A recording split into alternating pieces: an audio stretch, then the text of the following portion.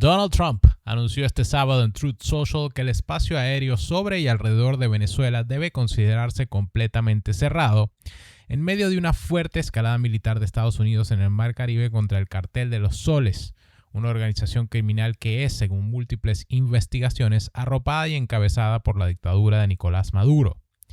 Durante todo el fin de semana, el anuncio desató reacciones en cadena, paralizó rutas aéreas clave, elevó la atención diplomática y generó la propagación por parte de múltiples actores afectos sobre todo al dictador Maduro y a la izquierda, de rumores y teorías sobre una confrontación militar abierta en la región. Hoy lunes 1 de diciembre estaremos hablando de esta noticia del fin de semana y sobre todo analizando desde el sentido común qué es lo que realmente puede suceder en los próximos días. Yo soy Alejandro Suárez Vaso y esto es Morning Update. En la noche del sábado, el presidente Donald Trump publicó en Truth Social un mensaje dirigido a todas las aerolíneas, pilotos, narcotraficantes y traficantes de personas, advirtiendo que el espacio aéreo sobre Venezuela y sus alrededores debe considerarse cerrado en su totalidad, sin detallar un marco jurídico ni operativo concreto. El tono del mensaje, escrito en mayúsculas en varios pasajes como nos tiene acostumbrados el mandatario, refuerza la idea de ultimátum y traslada la sensación de que volar hacia, desde o sobre Venezuela se ha convertido en un riesgo inaceptable bajo el criterio de Washington. La advertencia llega después de días de perturbaciones crecientes en el tráfico aéreo, ya que la Autoridad de Aviación estadounidense había recomendado a las aerolíneas extremar precauciones en el espacio aéreo venezolano por el deterioro de la seguridad y el aumento de actividad militar en la zona. En las horas siguientes al post, varias compañías internacionales que unían Caracas con Madrid, Lisboa y otras capitales anunciaron cancelaciones y reprogramaciones por motivos operacionales, dejando a cientos de pasajeros varados y al puente aéreo con Venezuela prácticamente en un punto muerto.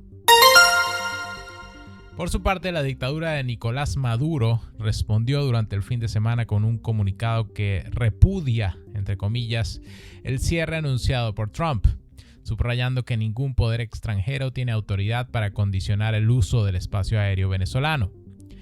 Denunciaron la decisión como una amenaza colonialista e insistieron en que no aceptarán órdenes ni injerencias de Estados Unidos, ligando el anuncio a una ofensiva política y mediática más amplia contra su gobierno.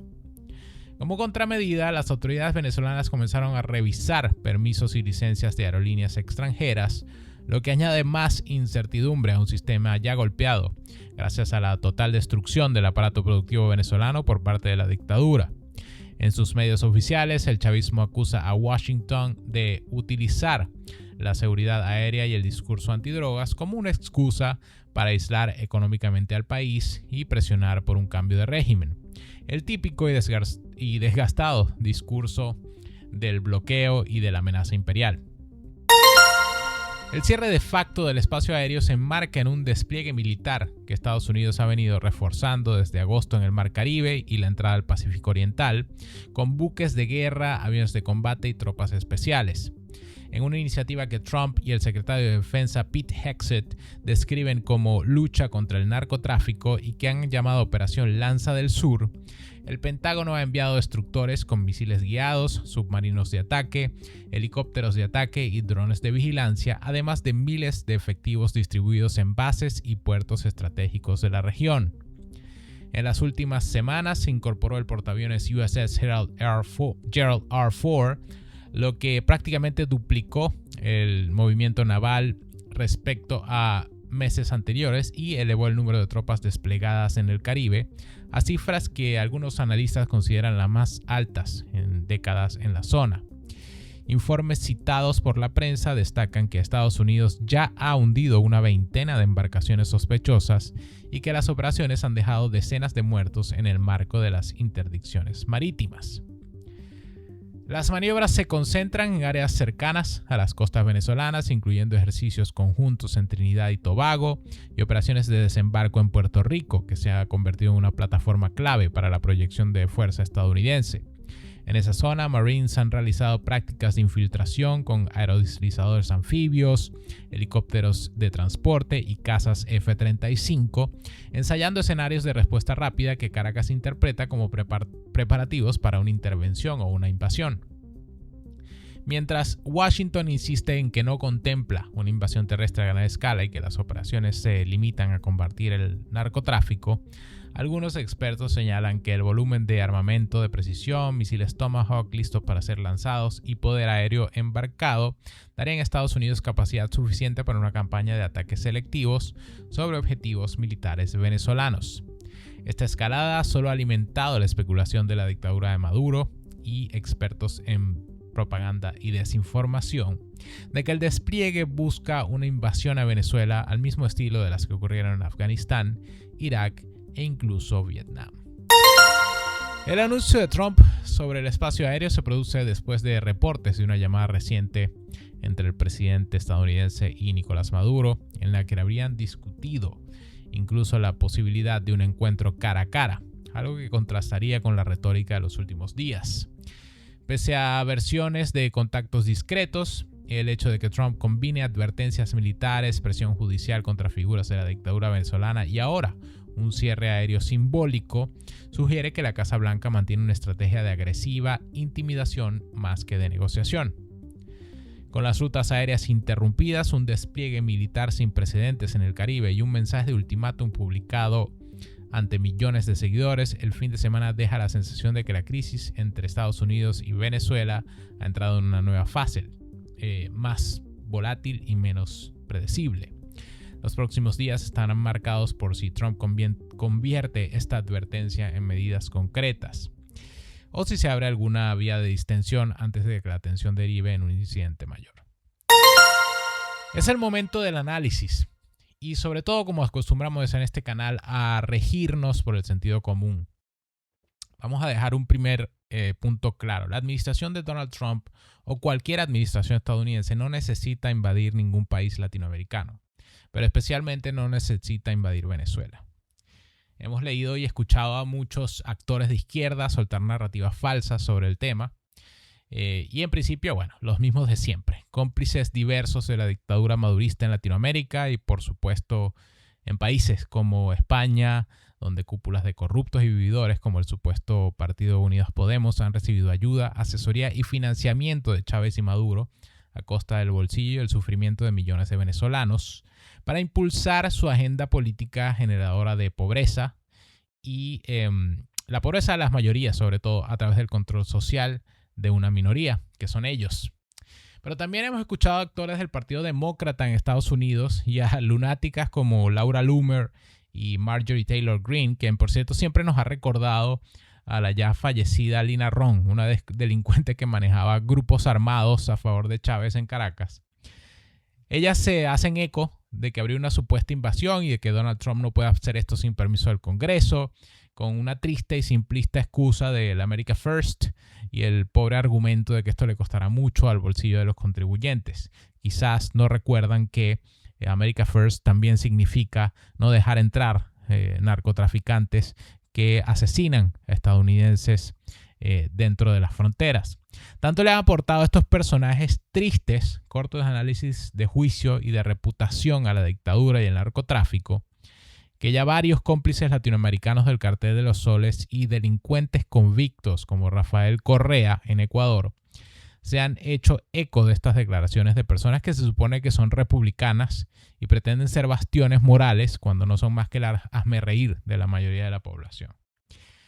Estas personas están hablando en favor y haciéndole el juego a un régimen que no solamente acabó con la economía de uno de los países más prósperos y prometedores del mundo, sino que en el medio armó a grupos de delincuentes para ejercer control interno, ha cometido crímenes de lesa humanidad, ha apresado y torturado opositores políticos, acabó con las estructuras democráticas, los poderes públicos que ahora tiene a su total disposición, generó una de las crisis migratorias más grandes de la historia del hemisferio y del mundo, en mi opinión. Alberga dentro del territorio a terroristas de grupos como Hezbollah, Hamas, Al-Qaeda, la FARC y el ELN.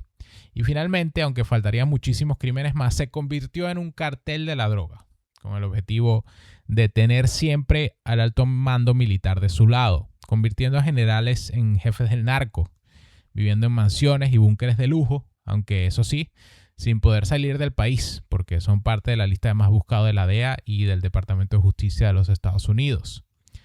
A estos delincuentes son los que defienden, queriendo sin querer, aposta o por estupidez, estos bochornosos políticos y opinadores. De izquierda, la mayoría sí, que nos tienen acostumbrados a ser bochornosos, pero también de derecha. El alarmismo de estos y muchos borregos en redes sociales sobre una invasión, sobre los boots on the ground, o incluso sobre las ridículas comparaciones con Vietnam, Afganistán o Irak, no son más que una mezcla de idiotez con ignorancia. La administración de Donald Trump ha encauzado y logrado más altos al fuego durante 2025 que cualquier otra administración.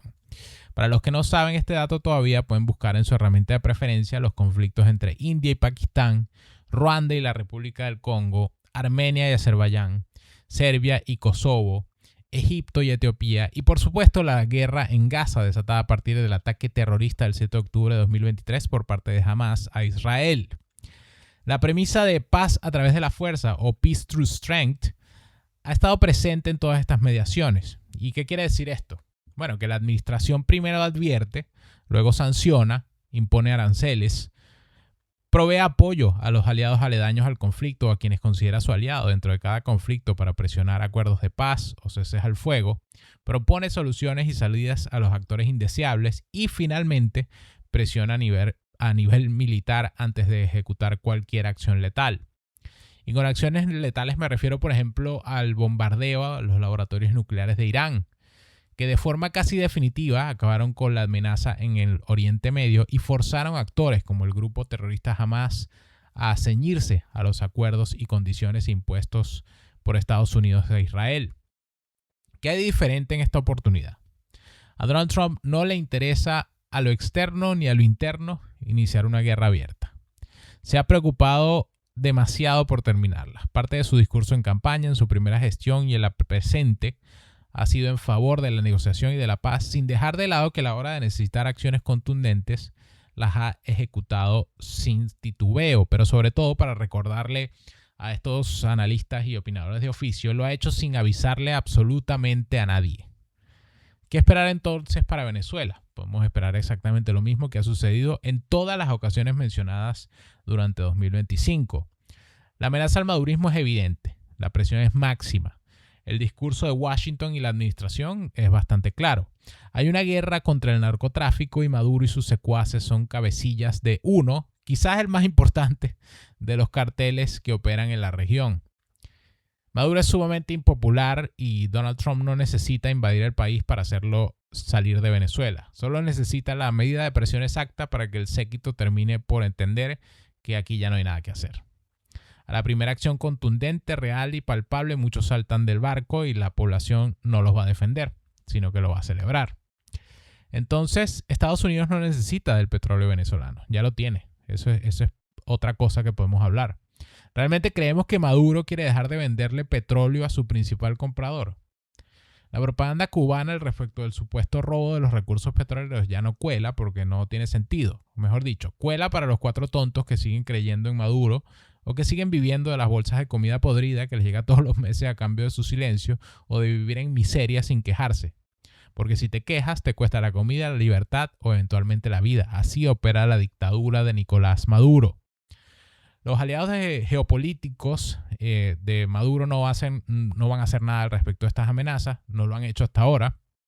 Han vociferado, pero no lo hacen porque no pueden, no les conviene, no tienen la fuerza y sobre todo le temen a cualquier represalia estadounidense que militarmente es mucho más poderoso que varios países con estos presidentes pusilánimes y cachorros del castrismo, como Gustavo Petro en Colombia. Pero más allá del miedo a los Marines está la verdad, está el secreto a voces y es que ya ninguno de estos aliados realmente quiere a Maduro. No dejan de apoyarlo discursivamente porque dependen mucho del petróleo venezolano, vociferan hipócritamente que Estados Unidos quiere invadir a Venezuela por sus recursos, pero ellos mismos han estado chupando las sobras que les reparte la dictadura a costa del sufrimiento de una población entera. Pero a Maduro les incomoda porque Venezuela les interesa, pero no quieren más venezolanos entrando a sus países. Maduro y sus secuaces están acabados. Ellos lo saben, lo sabemos todos y es cuestión de tiempo. ¿Cuándo vendrá la acción? ¿Cuál será? ¿Qué pasará ahora? No lo sabemos. Pero sí sabemos algo. Cuando los terremotos llegan, nunca avisan. Gracias por sintonizarnos. Recuerden seguirnos en todas las plataformas de redes sociales para mantenerse informados y de visitar voz.us. Yo soy Alejandro Suárez Vaso y esto fue Morning Update.